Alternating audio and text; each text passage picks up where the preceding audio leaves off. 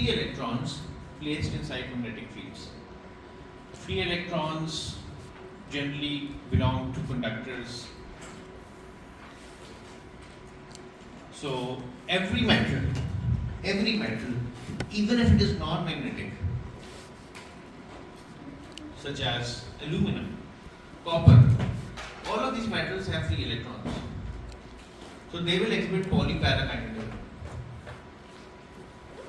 Polyparamagnetism is just due to the presence of free electrons. So even if the metal is non-magnetic, like aluminum, copper, silver, gold, they will show this polyparamagnetic effect. It's a very small effect, and you should be able to compute the susceptibility and put in numerical values and find out what that susceptibility is going to be.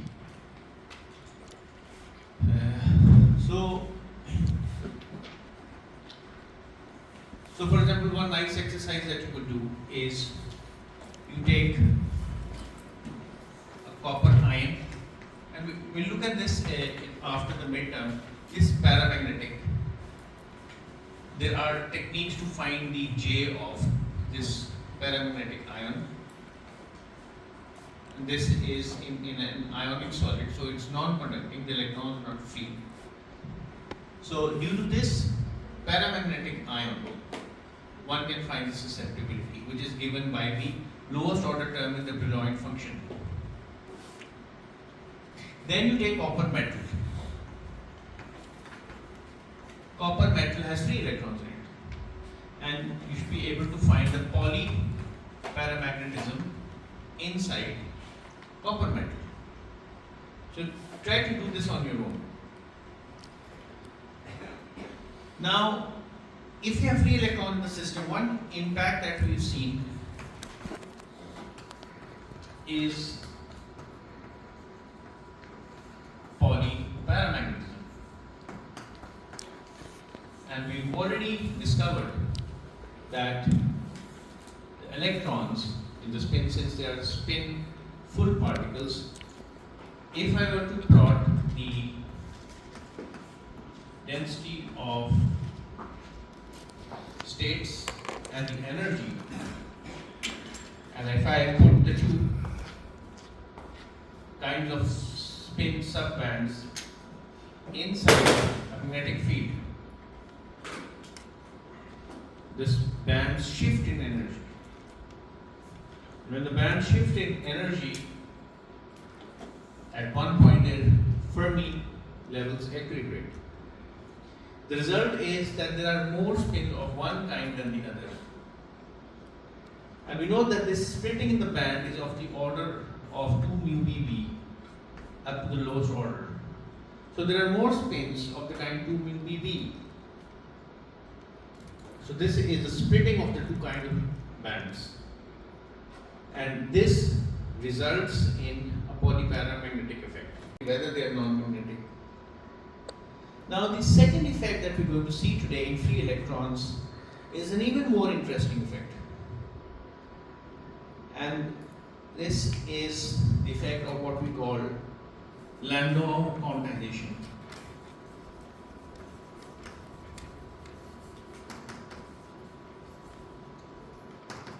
Now, Landau quantization, the susceptibility that comes out because of Landau quantization is negative, which means it's a diamagnetic effect. And when two-dimensional materials were discovered, and there lots of research burgeoned in this area, and we placed those two-dimensional materials which carry these conduction electrons, free electrons inside a large magnetic field, this effect of Landau quantization really came to the forefront, and it sparked a lot of interest in the two-dimensional physics community, which made 2D atomic layers of different kinds of materials. So it's a very important effect from the perspective of research as well. There is a second kind of effect that we will look at as far as free electrons are concerned. So you subject them to a magnetic field.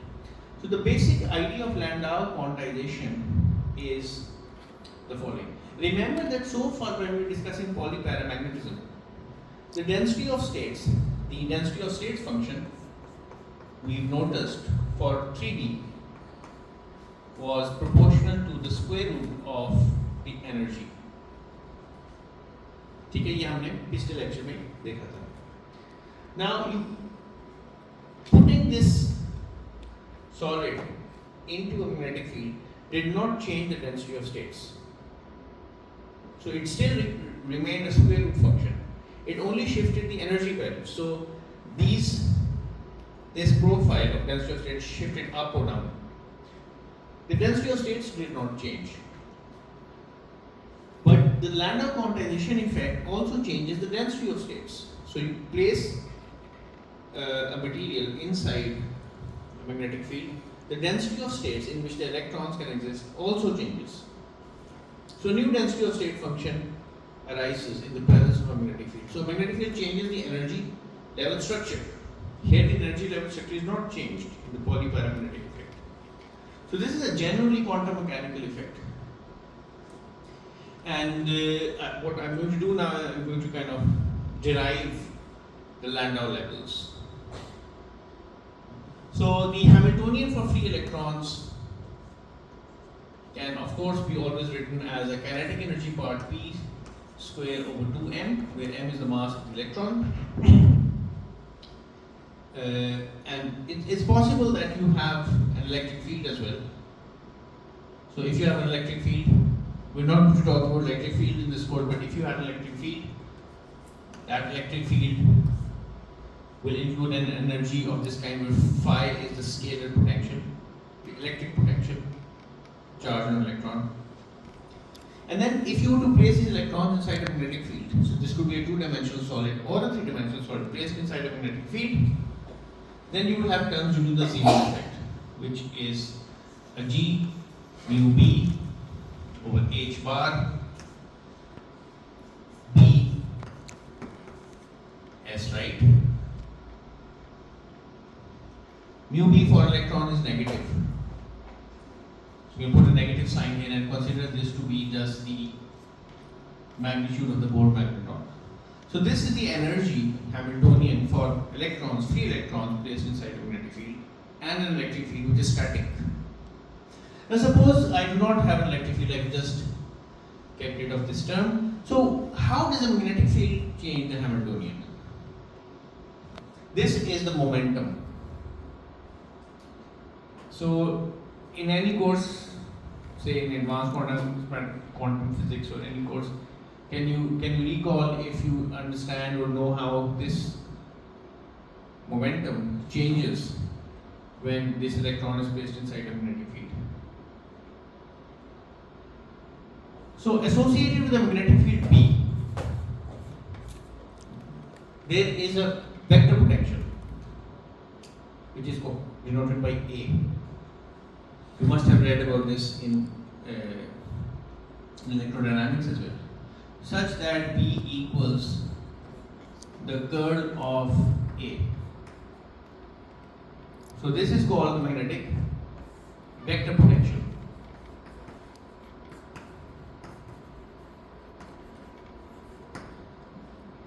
So what really happens is that in the presence of a magnetic field, this Hamiltonian changes to P plus QA. Q is the charge electron, so I write minus EA square root of m. Okay, so the momentum changes. So instead of P, you have P minus EA.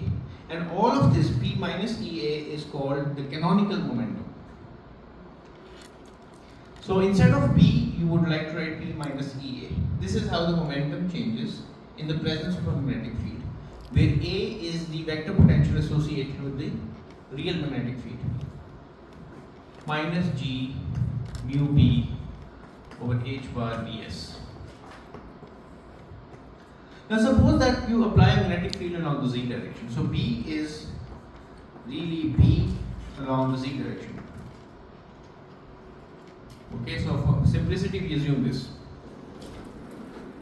And we can choose any gauge that we like. So A could be, so if I have A and I replace this A with A prime, where A prime is some A plus the gradient of some scalar function, then A and A prime, so whether you take the curl of A or you take the curl of A prime,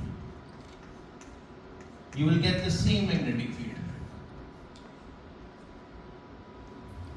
right?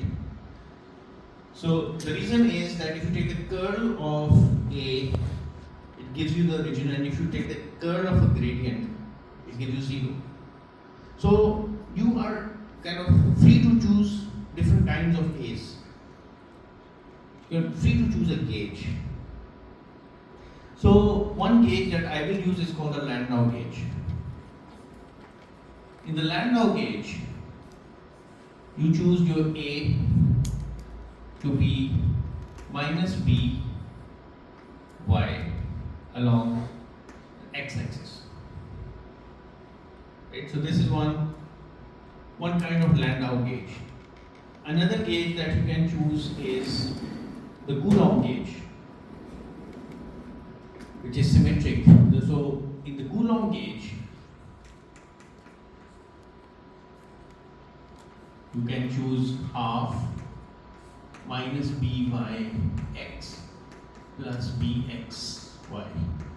So you take the curl of this, you will get b pointing along z. If you take the curl of this, you will also get b pointing along z. You can test this. So in the Landau gauge, so if this is my A, I take the curl of A in the Landau gauge. Gauge is just a choice that you make. So in the Landau gauge, if I find the curl, so A is minus by 0, 0. I take the determinant of this. It's clear that I will get B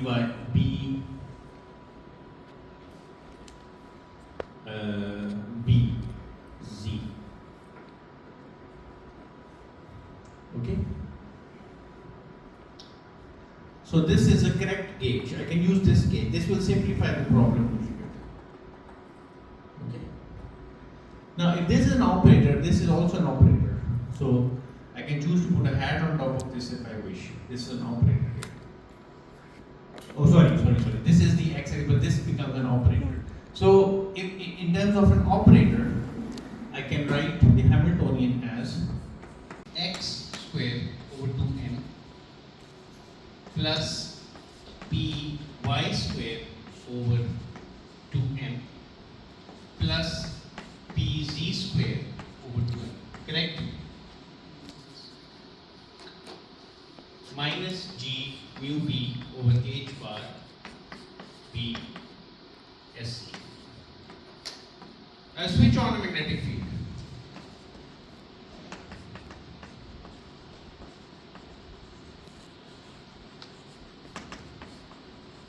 Now each of these momentums will be replaced by its canonical momentum. So actually these are the canonical momentum. So this is px minus E times the x component of the magnetic vector potential. This is Py, the mechanical momentum, minus the E times the y component of the vector potential, and so on. So if I turn on the magnetic field whose vector potential only has an x component, then this will result in Px, the new gauge becomes Px minus E P y squared over 2m, correct, plus P y squared over 2m plus P z squared over 2m minus g mu b over h bar b s. Correct? Alright, so now consider these two terms, consider this third term and the fourth term. This fourth term is simply the energy of a spin placed inside a magnetic field. So this represents a Zeeman Hamiltonian. Correct? This is just the Z component of the kinetic energy of the electrons, free electrons. This, however, represents the application of a magnetic field in which the X and the Y components are kind of coupled together. Now what we would like to do is we would like to find out the eigenenergies associated with this Hamiltonian. For that, first of all, we need to find out a trial solution to this Hamiltonian, a wave function. So what is obvious here is the following, that the Z component is totally separate from the X and the Y component. And there is a Px squared. There is a Px that is being squared over here. This term has a Y in it. Now, the Y does not commute with. So let's look at this Y for a minute. Let's look at this, what this Y hat really means. Okay, is a Y component. The Px and the Pz are occurring as squares. So this is a momentum, this is a position. So what we would like to do is we would like to propose a solution and a free particle wave in the X direction. So what we propose is a solution of this kind, psi function of X by Z. This represents the wave function of the electron. We want this to be a free particle in the Z direction. So we assume a solution I, K, Z, Z. Right? Because of this term over here. If I just had this term in the Hamiltonian, the solution to this Schrodinger equation would be a free particle wave of that form, EI KZZ, in which PZ will really be equal to H bar KZ. Likewise, I can do a similar thing for Px. So I multiply this free particle wave function with EI KXX. But I know nothing about Y, so I put this as some function of Y. Now the Hamiltonian that I've written over there acts on this side. This is an ansatz or a trial solution, and see if it works. This would really give me some energy. We'll find out later what quantum numbers does this energy depend upon. So I will have an EIKZZ, EIKXX, 5I. So first of all, let's consider the simple thing. So when this term acts on this wave function, what do I get? What energy do I get?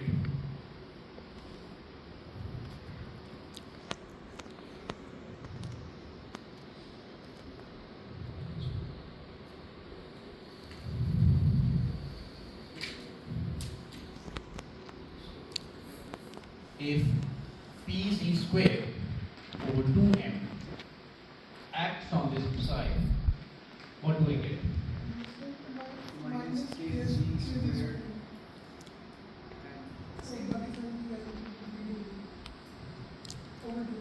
So I think you get H bar square, Kz square over 2m psi. Right? Because होना तो चाहिए मेरे ख्याल में, क्योंकि Pz is really minus iota H bar, right? So Pz square is minus H bar square, but there's an iota in the exponent, so minus iota into iota gives me plus. So this is the action of the third term on this trial wave function. So at least we know that the trial wave function is correct as far as this is concerned. Alright? And this is just a scalar. This is a spin operator. All of these terms over here, they have nothing to do with spin for the moment. So this will also be an eigenfunction of this fourth term. So now we need to investigate what happens over here. Alright? So now if I kind of advance this idea a little bit further, this is just a function of spatial coordinate y. It does not have any spin part. So far all the Hamiltonians that we cannot have the spin part in it because the Hamiltonian did not have a spin part to start off with. This term gives the magnetic energy. It does have a spin angular momentum on this, but what we could do is, as far as this spin operator is concerned, this is just a spatial wave function. The spin operator acting on the spatial wave function gives us a spatial wave function, and that's it. And we assume that this spatial wave function may have some spin. So if this operator minus g mu b b over h bar sc acts on psi, the function of x, y, and z, what can happen is I will get minus g mu b b over h bar. Now explicitly this wave function does not have any spin part encoded into it, but the electron does have spin, and that spin will be either plus half or minus half. So what I could do is I can put in an ms over here with an h bar and the wave function itself, whatever the spin of this wave function is, even though the spin is not explicitly put into the wave function, into the trial part. You could, if you want, put in a spin part as well. Right? So I think for understanding purposes, it might be alright to put in the spin part. So, but this despite this term has a spin part in it, all the other terms don't have a spin part in it. So I think this is clear. So this h bar goes away. This g is generally equal to 2. This is plus minus half. So g and the ms goes away. But I'm not kind of cancelling out the g because in a solid g can be different from 2 as well. पिछले lectures में हमने basically spin वाला system अलग solve कर लिया था और special ability हमने अलग सॉल्व कर लिया था और फिर उनको कंबाइन कर दिया था. तो इधर हम इस तरह से नहीं कर सकते कि हम spin Drop out this part. In this entire discussion, you can keep it out. But I just included this for completeness. So now we know that this term is going to cause a magnetic energy. That magnetic energy is of this magnitude, G mu b b, with an ms. Alright? So it's magnetic. So we know that this term over here leads to an energy which is h bar square kz square over 2m, which is a kinetic energy term which depends upon kz. That energy is h bar square kz square over 2m. Now I need to deal with these two terms. First of all, what I could do is, let me just write down the first two terms separately. In fact, the first three terms. So let me write this down as h L. L is for Landau. Py square over 2m plus 1 over 2m. Kind of take out EB as common. EB squared y minus px over eb square.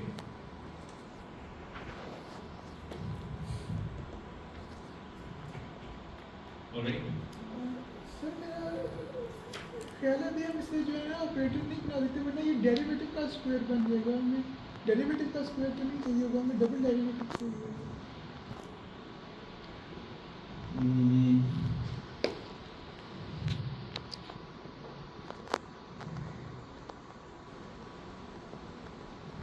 ठीक है,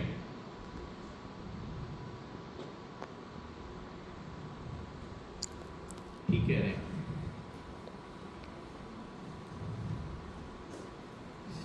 So what we've done over here is we've taken px, this part minus py is subtracted from px. Okay, so that's what we've done over here. Now, if I look at this term eb, I can also put an m square here and put another m here. Can I do that? Okay. So this becomes py square over 2m plus half m eb over m squared y minus px over eb squared.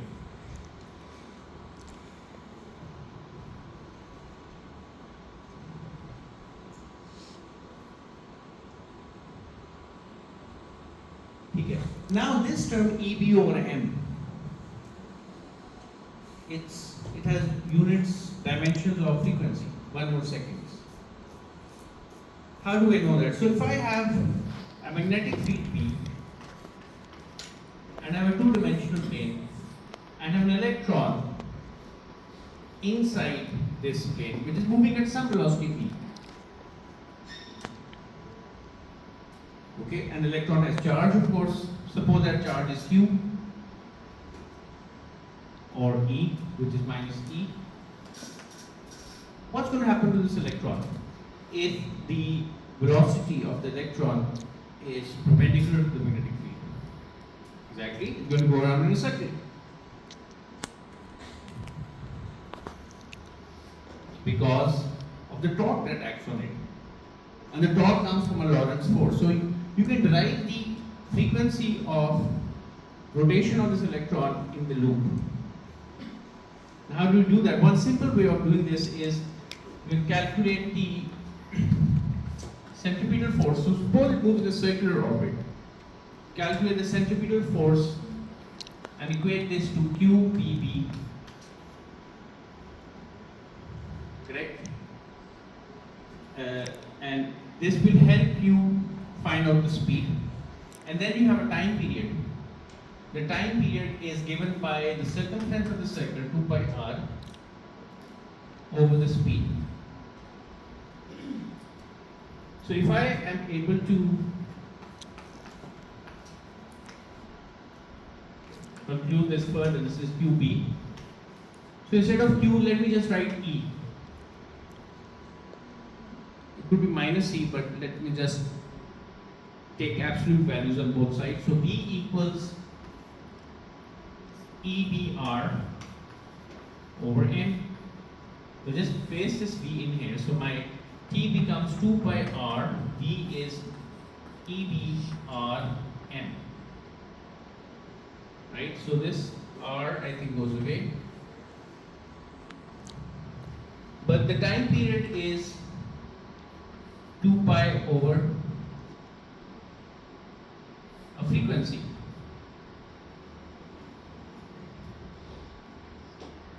Isn't it so? So I also know that omega is 2 pi a frequency, 2 pi over time. This is the angular frequency of the motion of the electron. So I get 2 pi r v. So this is v over r. V is EBR over MR. This is EB over M. So EB over M has units of frequency. So it's kind of the rotational frequency of an electron in a two-dimensional plane which is perpendicular to an applied magnetic field. So this frequency omega c is called the cyclotron frequency. So now this really means that this term over here is equal to a frequency squared. So if I take the first three terms in the Hamiltonian, I call it HL. I have Py squared over 2m plus half m omega c squared y minus px squared px over eb squared.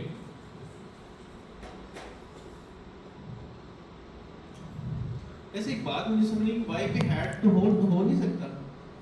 No sir, वो क्यों? होने का कोई मसला नहीं, मैं कैसे चलो इसे अभी ऑपरेटर में कर नहीं मेरे ख्याल में y पे हैट होने का कोई प्रॉब्लम नहीं है, क्योंकि देखो this is an operator, this is an operator, this is an operator.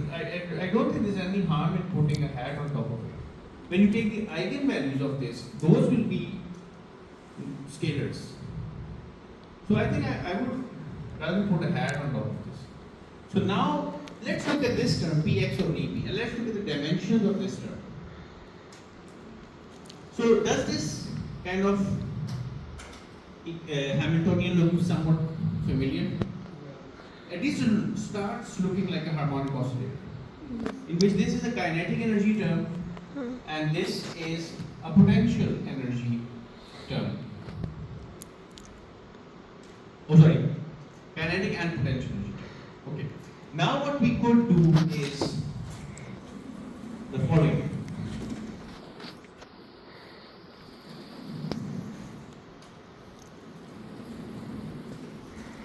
ठीक है, half mv square half kx square की तरह, if you compare this with a spring attached to a mass.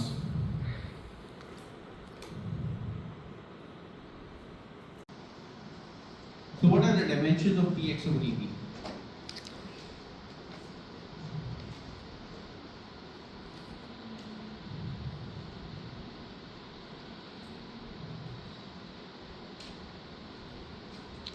Okay, but just by looking at the equation, what should be the dimensions of px over eb? It should be dimension of length. Because px is dimensions of momentum, eb is dimensions of kilogram per second, mass per time. Okay? And momentum is kind of mass into length time, right? And this is from here we get, so I get the dimensions of length. Okay. So I can call this y dot. Let's call this y dot. Put it in y dot. So now the overall, let me write down the overall Hamiltonian. The overall Hamiltonian H is Py squared over 2m plus half m omega c squared y minus y naught whole squared, or y naught minus y, doesn't matter, plus phi z squared over 2m minus g mu b over h bar psc. This is my Hamiltonian. These two terms represent a harmonic oscillator whose center position along the y-axis. Okay, along the y-axis, and that is because of the choice of the gauge. This particular choice of the gauge gives displacement along the y-axis. I could have chosen a Landau gauge that exclusively points in the y direction as well, with a plus bx. So the x and the y-axis are really conjugate to one another. They're really equivalent to one another. Sorry, not conjugate. They're equivalent to one another. But in this gauge, the Hamiltonian is expressed in this form. The first two terms represent a harmonic oscillator, and we know what the energy eigenvalues of the harmonic oscillator are. We know what the energy eigenvalues of this term are, and we know what the energy eigenvalues for this term are for our trial solution. Got it? For this term, the trial solutions, the wave will, the phi y will only matter. The only term that matters only has the y direction in it. Sir ये why not है इसमें P x का operate होगा क्या? Sir हमने P x को हमने why not देखना है px को y naught. तो सर ये हमारी जो हमारे पास साथ है उसमें पी की पावर होता है के एक्स की तो वो वाला पार्ट के एक्स की का लगा होगा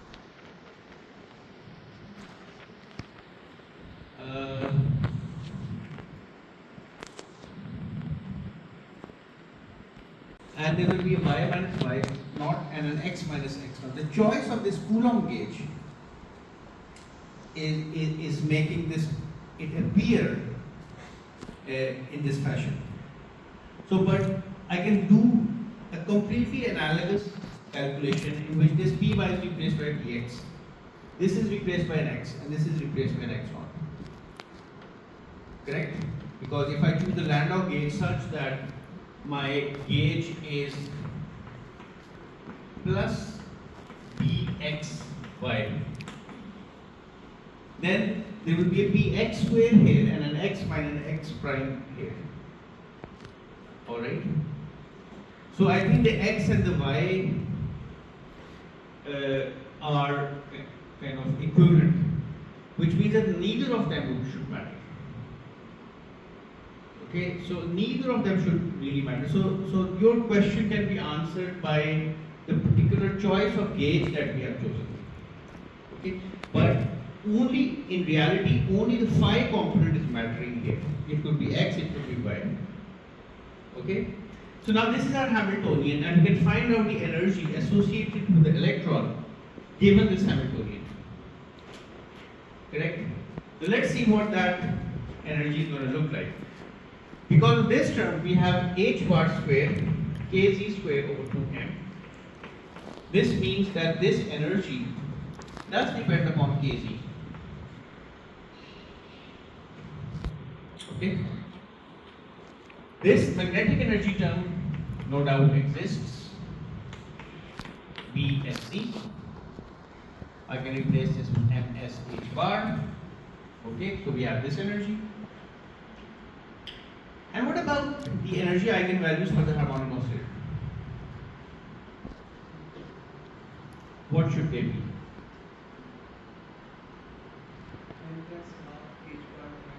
Right. So I have h bar omega c and some quantum number L. Let's call it L. L plus half. So this energy is quantized according to the quantum number L.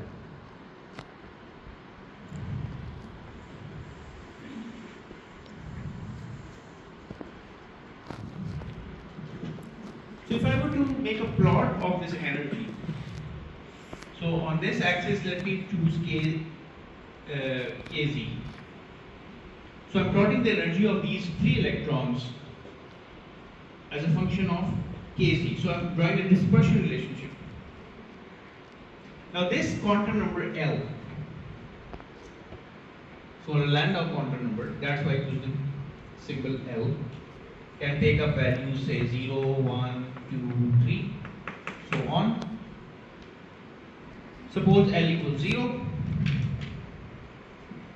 This is some tiny term over here. Because of the 0 point energy, I can get a parabolic curve with some 0 point energy, right? Which is h bar omega c over 2 plus this.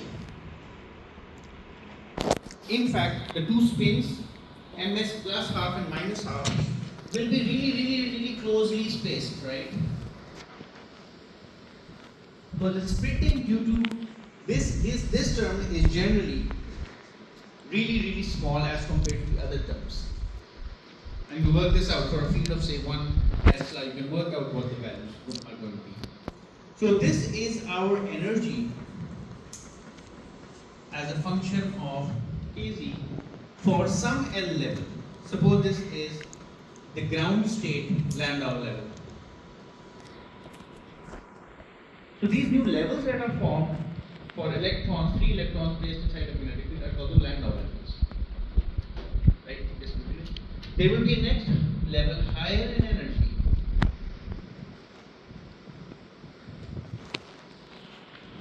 And another level even higher in energy. And so on.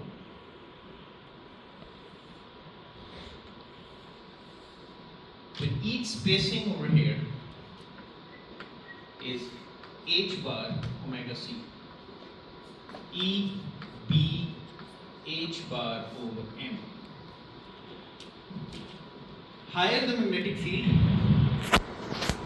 first of all, the 0 point energy goes up, and these Landau levels will space them further and further apart. G. So these are the Landau quantized levels for electrons placed inside a magnetic field. Okay? And this is a plot of the energy versus K C. So this is an example of a dispersion relationship. Now what we would like to now kind of see is what happens when to the K-space structure when a solid is placed inside a magnetic field. Okay.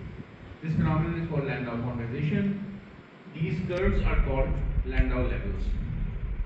So let me kind of move on from here. The mass, generally we think the mass to be a scalar. But in a real solid, when these electrons are inside a band, say the conduction band of an electron, then we have to kind of invoke the band theory. This mass no longer remains scalar, it becomes a tensor. And it will have different components along different axes. So this mass is really the component of the mass tensor which is parallel to the magnetic field. This omega c will have a mass, so the mass inside this omega c is really that component of the mass tensor which is normal to the magnetic field. You just have to keep that in mind that in real solid, this mass no longer remains a scalar, it becomes a tensor. Tensor means that you apply an electric field in one direction.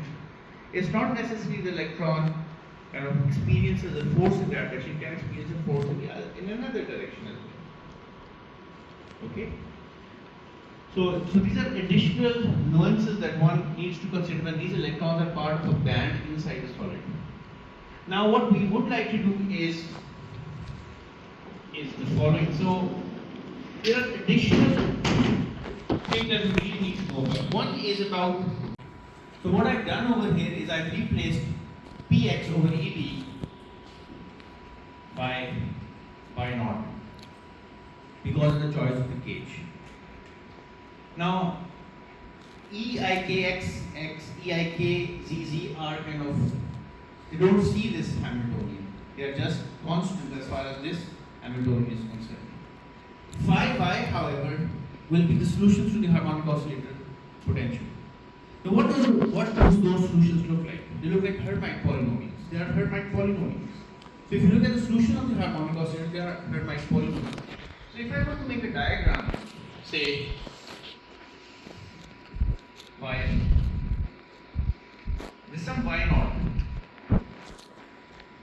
So these solutions will be centered on the eigenvalue of this y naught operator, which is a number y naught, which is equal to the eigenvalue of Px over Ep, which is the eigenvalue y naught is h bar kx over Ep.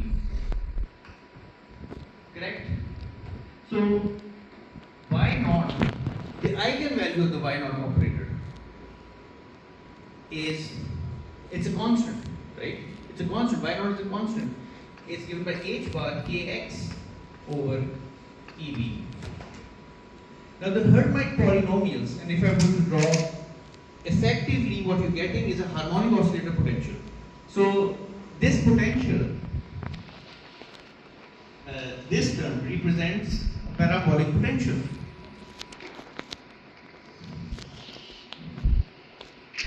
In which you have equally spaced levels, correct? Which are the Landau levels. This is an energy axis. The yellow represents the effective potential energy for free electrons inside the solid for this particular problem, placed inside a magnetic field. Now, if I look at the Hermite polynomials, the Hermite polynomials for this kind of displaced harmonic oscillator potential, which is displaced by Y naught, there will be Hermite polynomials centered not on the origin but on Y naught. So, for example, if I remember correctly, the zeroth order Hermite polynomial looks something like this, the first order looks something like this, second order looks something like this, and so on. So, these are the Hermite polynomials which are solutions of the harmonic oscillator potentials. Now, if we really want these Hermite, these wave functions, these 5 i's, these are the 5 i's, we want them to live inside the solid. We want them to be inside the solid, which means that we want the center of these Hermite polynomials to be within the confines of the solid along the y direction. So this y naught must really be within minus the length along the y dimension of the solid on either side. So if I have a solid, say this is my x-axis, y-axis, so this is minus Ly over 2 plus Ly over 2, this is plus Lx over 2, and this is minus Lx over 2, right? So this is my two-dimensional solid. And I could also have the solid in the third dimension as well. But right now my electrons are inside a plane, and I'm considering plane perpendicular to the application of the magnetic field. So these y naughts must be bound by Ly over 2, right? So really, but y naught is equal to this. So this means that my h bar kx over EB must lie within this range. This means that my kx must really lie within the range minus EB Ly over 2h bar E by EB Ly over 2h bar. Right? So my kx is bound. I cannot get arbitrary values of kx. First of all, my kx has to be within this regime. So this is like a Brillouin zone. If you look at the reduced scheme of the reduced zone nomenclature, the maximum value of k in any dimension due to the finite size of the sample is bound on both sides. So kx is confined to lie within this regime. So how many? So now kx is a minimum value to kx and a maximum value to kx. Correct? Okay, so let me just draw a diagram. This is my kx axis and the ky axis. I have a three-dimensional solid, but I'm just drawing the k space structure in the xy plane. So in the xy plane, I have these kx points. It's a discrete grid of points along kx and ky.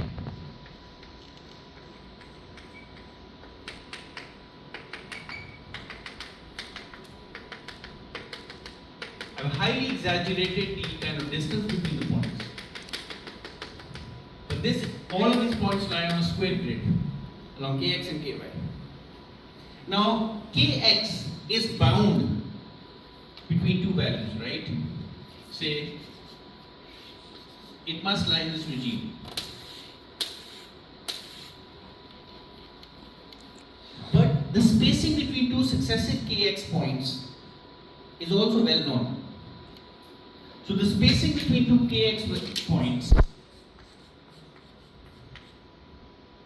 is, as you all know, given by, so it's a one-dimensional structure that we're drawing for kx only. It's given by x along with 2 pi, right? So this is the spacing. So the spacing between any of these 2 points is Lx over 2 pi. And we discussed this in one of our previous lectures. Now, if these are the bounds on kx, how many x points, how many kx points belong to a single ky point? That's the question. How many kx points belong to a single ky, single kz point? Sorry. If I keep my kz constant, how many kx points belong to that single kz point? So that will be given by the kind of length of these extremes along the kx direction divided by the spacing between the points. So the number of kx points, so let's call this the number of kx points is for a given kz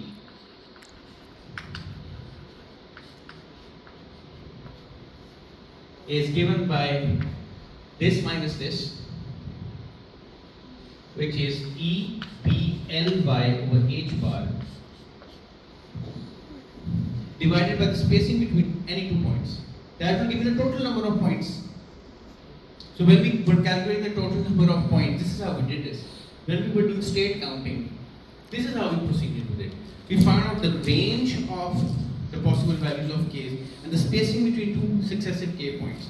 So the range is E B L Y over H, which is just this minus this divided by delta kx, which is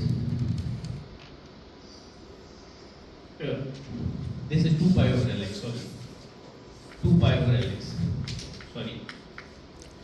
This is now 2 pi Lx. EB Lx Ly divided by H over 2 pi. H.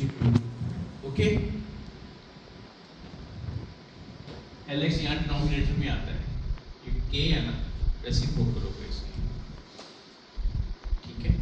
हमने वो देखा 3D में 2 pi cube over volume है. Number of states में वो volume over 2 pi cube होता है. So here we do state counting. So these are the number of kx points that belong to a single value of kz. That will give me the degeneracy of a kz point. And if we calculate the number of ky points for a given value of kz, it will result in the same value. So if I look at this number over here, EB over, so H bar over 2 by just H, so EB over H, Planck constant, Lx Ly gives me the area of this sample into D. G. किधर? इधर?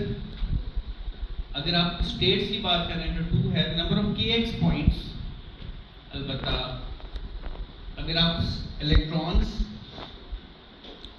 की तादाद की बात करें तो 2 आएगा, क्योंकि there are 2 kinds of electrons, spin up and spin down. So I'll put that in a minute. So here this is just the number of kx points. If I want to do the number of states for a given kz, this is 2 times this. Now, what is B into A? So it's an easy way to remember this. What's B into A is a flux. The amount of flux through this area. Now, H over E, if you think about this also has dimensions of a flux. Okay? dimensionless नहीं है, हाँ पूरा dimension, but H over E is a unit of flux.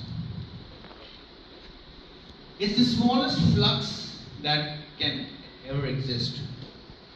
It's like this E is the charge on electron, H over E is the quantum of flux.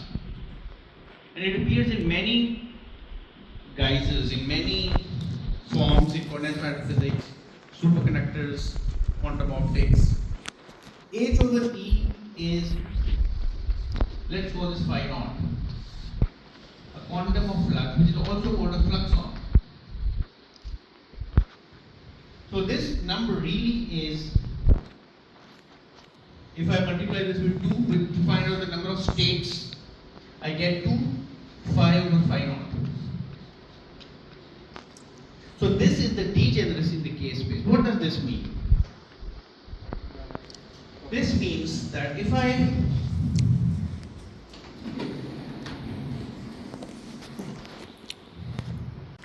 now Kz is coming out of the plane of the paper. In the absence of a magnetic field, I have a three-dimensional grid.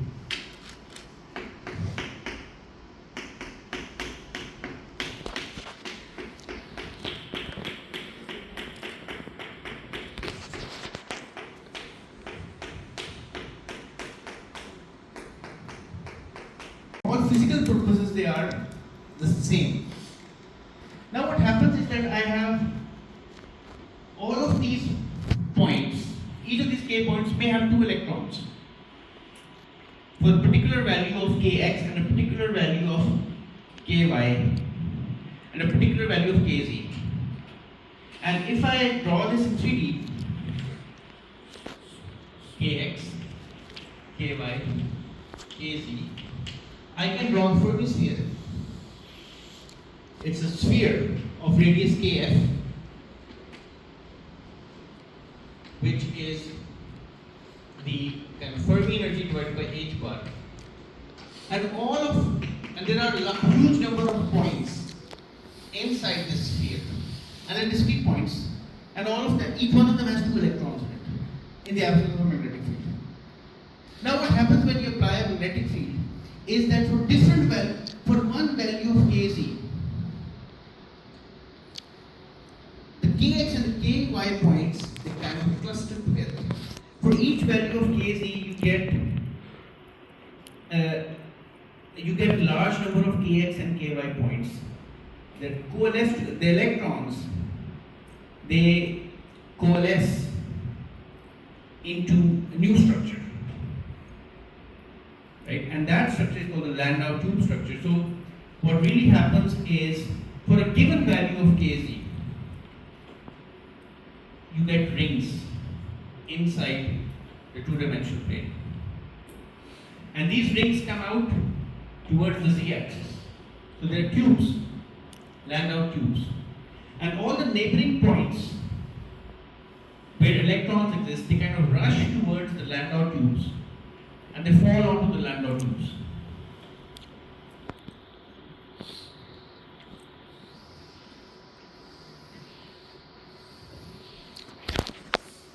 So this coalescence takes place, and the number of points, each Landau tube represents one value of L. So this is L equals 0, 1, 2, 3, 4, 5, 6. So as you notice here,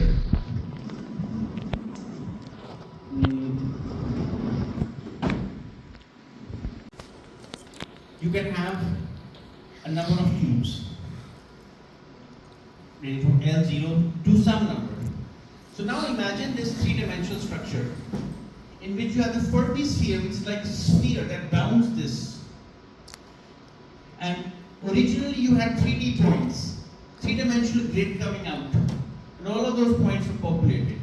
Now the Fermi sphere doesn't change, because the Fermi sphere depends upon the number concentration of electrons, the number density of electrons, 3 pi square n square, that's kf.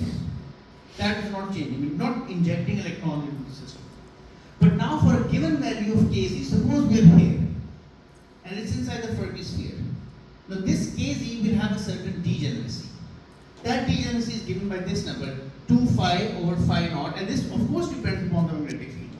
This number of electrons will lie on a instead of lying on separate grids, they will all fall on to some Landau cube. They will all fall on to some Landau cube. So I take a value of kz. For that kz, I will have a Landau cube. Different values of kx and ky. And all those points will be degenerate. They will have the same energy because they have the same value of L. Each cube corresponds to a value of L. So if I drew this in 3 dimensions, the structure that I get, so first let me draw the Fermi sphere. The structure that I get, kind of this.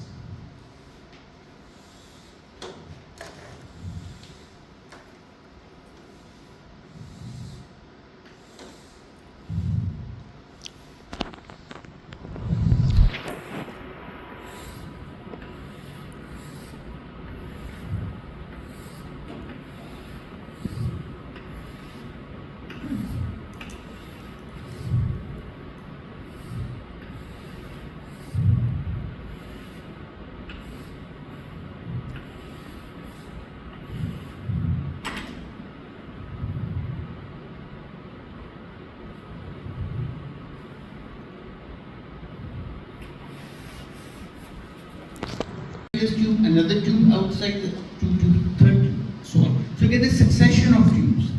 And whenever the Fermi sphere cuts the K space, electrons inside the Fermi sphere, instead of now lying on 3-dimensional grids on a square lattice, they all lie on some tube. And the number of electrons on each tube is given by 2 phi over phi naught.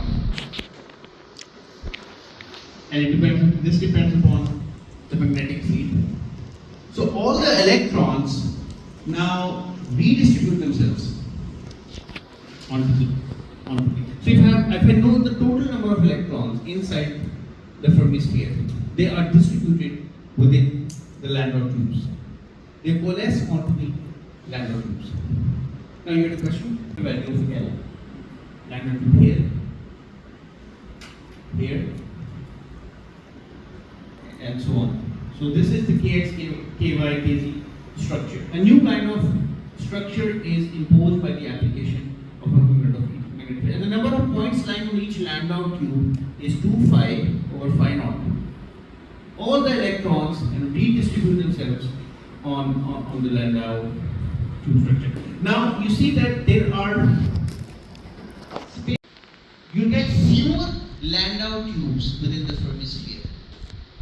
Correct? Because now the Landau tubes are kind of breathing out, they're exhaling, they're dilating. You get fewer Landau tubes inside the Fermi sphere, but the degeneracy goes up because of this 2 phi over phi naught factor. There's a magnetic field in the numerator. So the number of points that lie on each Landau tube goes up, but the number of Landau tubes circumscribed within the Fermi sphere goes down. So when this is expanding, a Landau tube might hit the Fermi sphere. And when it hits the Fermi sphere, there's some density of states at the Fermi sphere, some magnetization appears, some conductivity appears. And then you increase the field further, the conductivity goes to 0. The kind of magnetization goes to 0. And then the next Landau tube starts making its appearance. When it cuts the Fermi sphere, you see a spike in the conductivity, a spike in the magnetization. So this conductivity and the magnetization becomes quantized in itself. So these are magneto-oscillatory phenomena that come out because of the Landau quantization. And we can see them in the laboratory. So the next lecture, what I'm going to do, all of this now requires, if you want to see how the magnetization and conductivity becomes quantized, what are these oscillatory phenomena? We really need to look at the density of states. So if you want to find out the number of electrons in a proper fashion, or the total energy, you really need to know the density of states. Now clearly the density of states is changing here by the application of a magnetic field. Now how is that density of states changing by the application of a magnetic field? That's our next question. So now this is the basic quantization. Read more about this. Come to me in my office if you unclear about anything. And then in the next lecture, we look at the density of states. How do they change with the application of magnetic field, and how does that cause different kinds of magnetoscillating phenomena? And then one of the most beautiful aspects of condensed matter physics is Landau quantization. All right.